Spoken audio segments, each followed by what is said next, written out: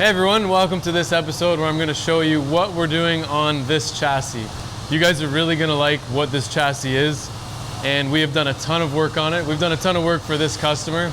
We've built several of his cars that you've seen on our YouTube channel. 350s, RX7 FDs. This is the FD.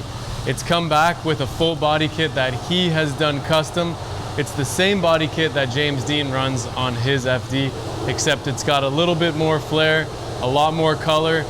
He painted himself, he did everything, he blended everything, and it looks phenomenal. So I'm gonna show you the car, and then I'm gonna let you know what we're doing. Ready? Yeah. Want me to just pull the sheets off?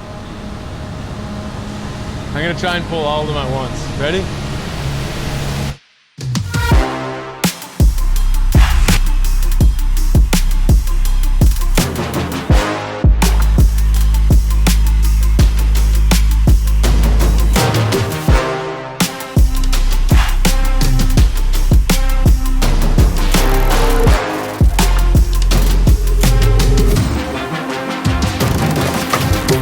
So up front, we're gonna have a 1,000 horsepower LS base engine. It'll have an HGT transmission put behind it, and you can already see all the detail put into this body kit.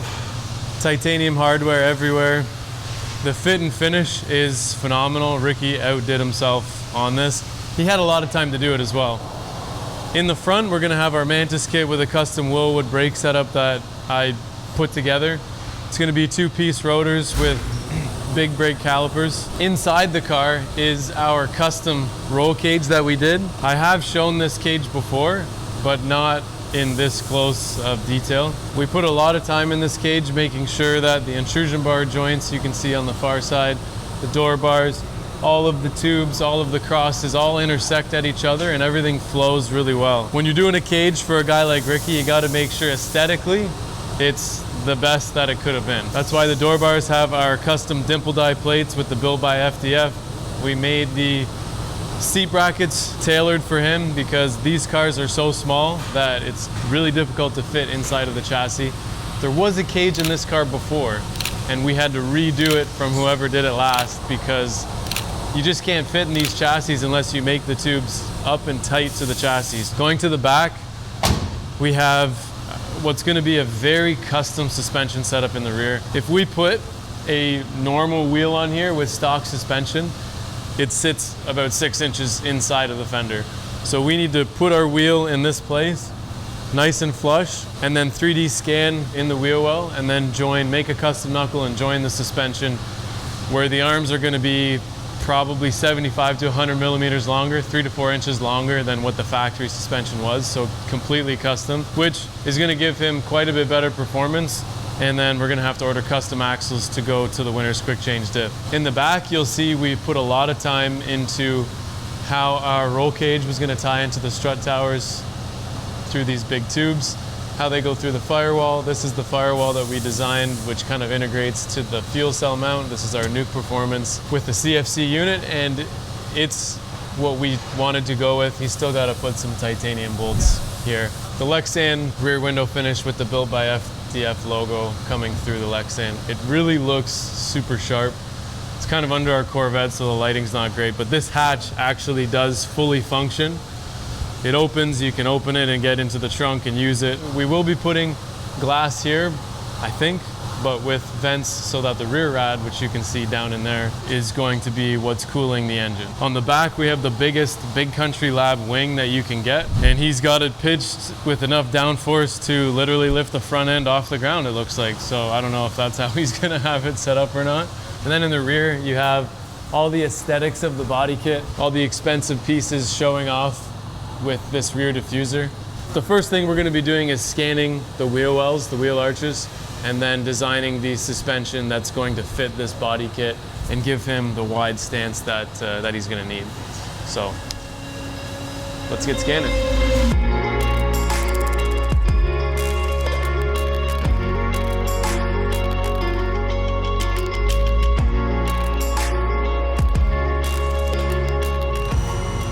Oh hey, I'm targeting up the subframe wheel well arch so that I have this data on my computer. And when I import this into my CAD software, I'm able to connect control arms to all of the pickup points and build the custom knuckle and connect all the arms, articulate it, check what your bump steer is, check what your camber gain is, and all of this other stuff. The anti-squat so that we can see what this car is gonna do. And yeah, make this custom suspension the best that it can be.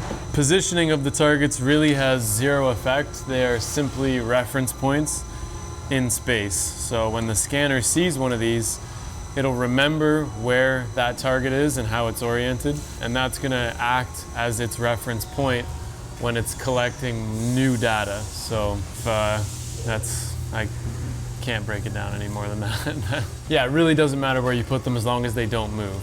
If you move one, it'll mess up the scan because it's gonna be like, hey, I saw that target over there and now it's over here. Yeah, I use a magnet target on the steel parts, and then I use the sticky ones on everything that's not steel, obviously. I'm gonna finish this up and we'll start scanning.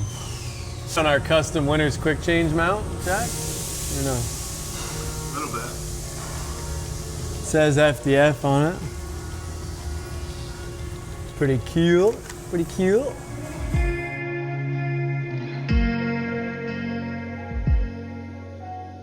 The scanner has been disconnected. Nice. USB connections.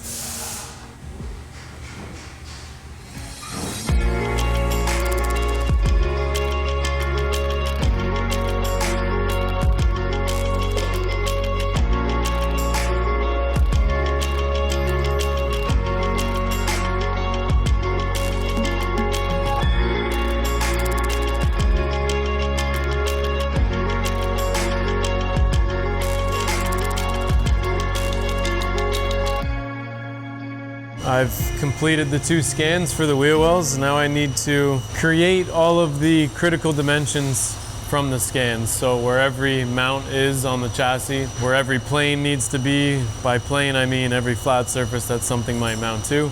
So I need to identify these, create solid models for these, save everything in a format that I can open on my CAD, and then start designing the extended suspension. The next thing we're gonna do is take one of my wheels for the sizing that we want to use on this car, measure the face to hub offset, or just do the math with whatever the offset and width of the wheel is, and then position that wheel in the software right where it would be as if it was in real life, and then we can build the suspension from there. So now it's just a lot of computer work from here on out. I like to be out in the shop, so it kind of sucks when I have to sit at the computer for a ton of time, but it's what you gotta do. So send you guys some screenshots of my design, and then that's it for this video, probably. Some cool shots and pans of the car. We put a lot of work into this thing, so gotta get a good look at it.